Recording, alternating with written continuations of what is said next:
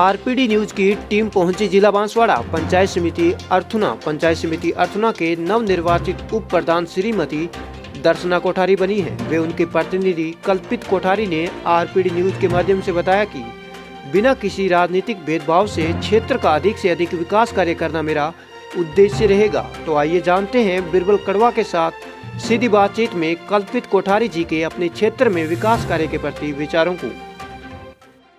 News से मैं बिरबल कड़वा और आज हम पहुंचे हैं पंचायत समिति अर्थुना के जो उप प्रधान बने हैं दर्शना जी कोठारी, उनके प्रतिनिधि है कल्पित जी कोठारी। उनसे खास बातचीत करते हैं कि उनके मुद्दे और मसले क्या रहेंगे।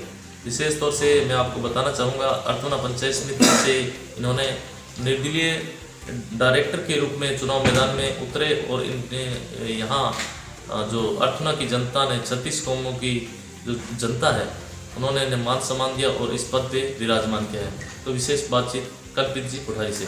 सर नमस्कार, सबसे पहले बहुत बहुत बधाई हो आपको। नमस्ते। नमस्ते प्रधान जी, आप महसूस कर रहे हैं आपको इस जनता ने, इस क्षेत्र के लोगों ने आपको मान सम्मान दिया?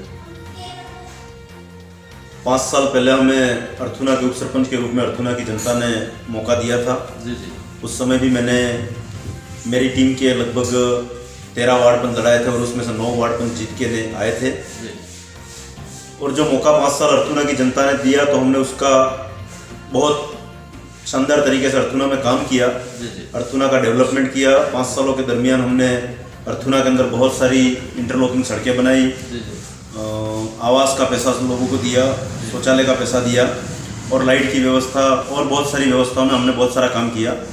उसके अनुरूप इस बार हमने कांग्रेस पार्टी से टिकट मांगा था, पार्टी ने टिकट नहीं दिया। उस परिस्थिति में मुझे निर्दलीय चुनाव लड़ना पड़ा और निर्दलीय के रूप में हमको 780 वोटों से इस अर्थुना की जनता ने फिर एक बार विजय बनाया। और विजय होने के बाद सबके आशीर्वाद और सबके सहयोग से उप प्रधान बनने का मौका मिला है। उप प्रधान हम बने हैं तो हमारी जिम्मेदारी भी निश्चित तौर पर बहुत ज़्यादा बढ़ गई है। मैं तो यही कहना चाहूँगा कि हम 36 कौमों को साथ में लेकर, सभी धर्म, सभी समाज, सभी वर्गों को साथ में लेकर इस अर्थुना और अर्थुना पंचायत समिति क्षेत्र का पूर्ण रूप से विकास करेंगे और एक शानदार माहौल और एक अच्छा वातावरण यहाँ पर तैयार करने की कोशिश करेंगे। और जितना भी विकास हो सकता है, ठीक है, मैं कांग्रेस से था, मुझे टिकट नहीं दिया, वो एक अलग विषय, पर फिर भी मेरा जुड़ाव कहीं ना कहीं कांग्रेस से रहा और वर्तमान में कांग्रेस की राजस्थान के अंदर सरकार है। उसका फायदा भी इस क्षेत्र को मिलेगा और इस अर्थुना को मिलेगा और इसका फायदा निश्चित तौर पर आम जनता तक पहुँचेगा। बिल्कुल, जैसा कि आपने बताया कि यहाँ सरकार जैसे कांग्रेस की कड़ी से कड़ी जुड़ी, यहाँ बीटीपी के प्रधान बैठे हैं, क्या आशा और विश्वास रखते हैं? इस क्षेत्र में धीरे धीरे बीटीपी का जमावड़ा बड़ा जरूर है। यहाँ पर भी 17 डायरेक्टर की सीटें आती हैं, उसमें से 8 सीटें बीटीपी जीत के आई।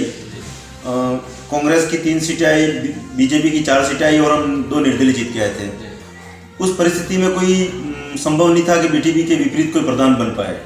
उस परिस्थिति में बीटीपी का प्रधान बना है, पर ठीक है, वो बीटीपी के नाम से बना है। पर राजू भाई मैडा जो है बहुत ही अच्छे व्यक्तित्व के धनी हैं, बहुत अच्छे व्यक्ति हैं और बीटीपी के जो लोग हैं वो भी यहीं के हैं, बीजेपी के लोग भी यहीं के और कांग्रेस के लोग भी यहीं हैं। प्रधान चाहे बीजेपी का बनता है, कांग्रेस का बनता है एसटी प्रधान, इसलिए ऐसा कोई नहीं है। बीटीपी का हो, चाहे कांग्रेस का हो, चाहे बीजेपी का हो, हम सब लोग मिलकर इस क्षेत्र का विकास करेंगे। और जिस तरीके से एक भय का वातावरण और भय का माहौल बनाने की कोशिश कुछ लोगों के द्वारा की जाती है, ऐसा कुछ नहीं है। प्रधान जी भी राजू भाई मेड़ा पहले से कह चुके हैं कि मैं 36 कौमों को साथ में लेके चलूंगा और हम सब लोगों को साथ में लेके इस क्षेत्र का विकास करेंगे। ये मान सकते हैं कि बिना किसी राजनीतिक भेदभाव के सबको एक जाजम पर बिठाने का काम करेंगे। बिल्कुल, निश्चित तौर पर एक साथ सबको एक जाजम पर बिठा कर विकास किया जाएगा। और बीटीपी के लोगों के द्वारा ये कहा गया मुझे कि हम एक जनरल व्यक्ति को प्रधान बनाना चाहते हैं और हम ये मैसेज देना चाहते हैं कि क्षेत्र के अंदर हम सभी वर्गों को और सभी समाज को साथ में लेके चलना चाहते हैं। अगर उनके मन के अंदर कोई खोट होती तो वो जनरल व्यक्ति को उप प्रधान नहीं बनाते। तो मैं ऐसा मानता हूं कि अगर उन्होंने जनरल को उप प्रधान बनाया है तो निश्चित तौर पर हम सब मिलकर विकास करेंगे। पार्टियां और राजनीतिक विचारधारा चुनाव के समय में चलती रहती हैं। जब चुनाव जीत के आते हैं तो जिम्मेदारियां बढ़ती है और जिम्मेदारी के तौर पर हमारा सबका एक लक्ष्य और एक सबका मनस्थिति होनी चाहिए कि हमको विकास करना है। तो अभी एजेंडे और मसले क्या है? अर्थुना में ऐसी कौन सी भौगोलिक समस्या है जिनका सबसे पहले निरसन कर रही है? अर्थुना पंचायत समिति क्षेत्र में बहुत सारा क्षेत्र पहाड़ी इलाका है, दूर दराज का एरिया है यहाँ पर पानी की व्यवस्था है, जिसके लिए हमें ट्यूबवेल वगैरह हैं, हैंडपम्प है, कुएँ वगैरह हैं, उस पर हमारा फोकस रहेगा।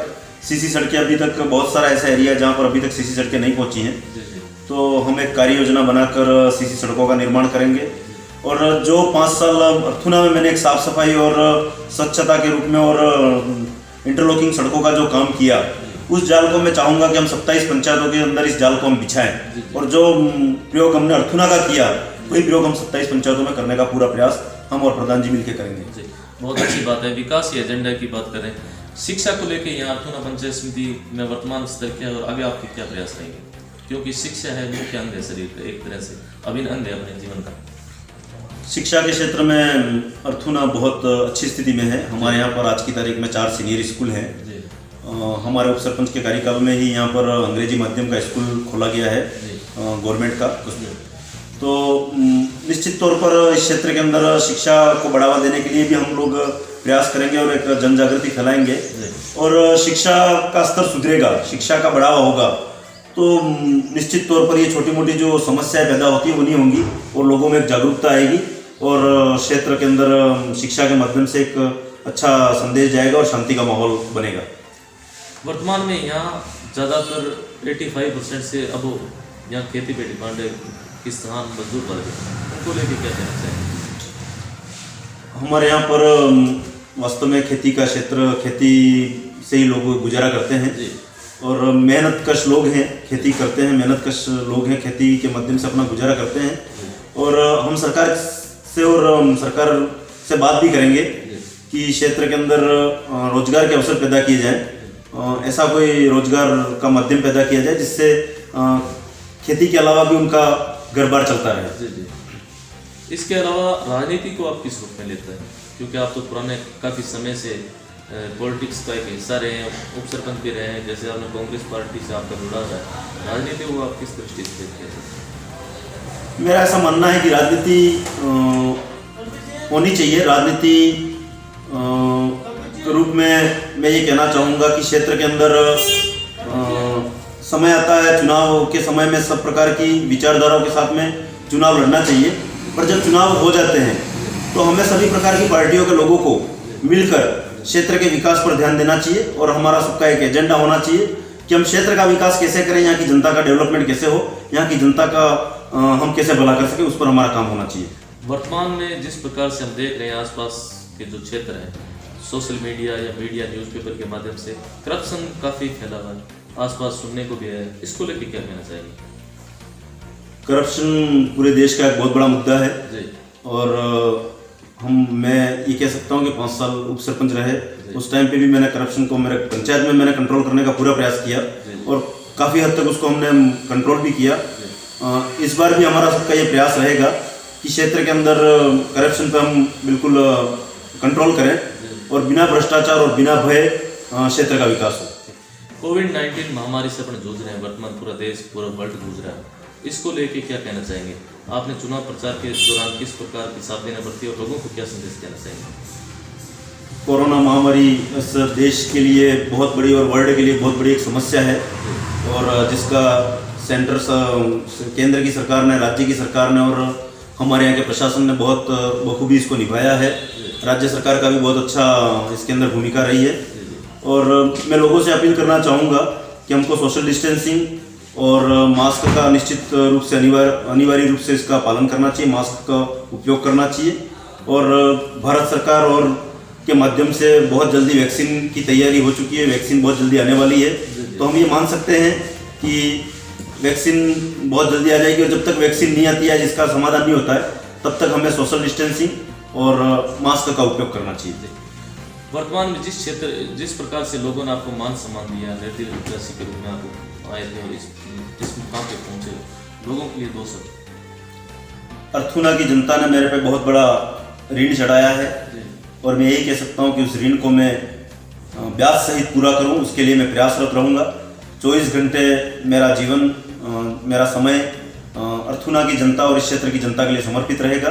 किसी भी परिस्थिति में मेरे से जो भी विकास के रूप में या अन्य किसी प्रकार के काम के लिए मुझे लोगों के द्वारा जब भी आवाज़ दी जाएगी, मैं हमेशा तत्पर रहूँगा और तैयार रहूँगा। बहुत अच्छी बात बताई। कल्पित जी का कहना है कि जिस प्रकार से लोगों ने हमें मान सम्मान दिया, मैं हमेशा उनका ऋणी रहूँगा। तो बने रहिए आरपी न्यूज़ के साथ और नेक्स्ट इंटरव्यू देखेंगे आप। धन्यवाद सर, अब आपने हमें समय दिया उसके लिए प्रधान जी बहुत बहुत बधाई। Thank you sir, thank you.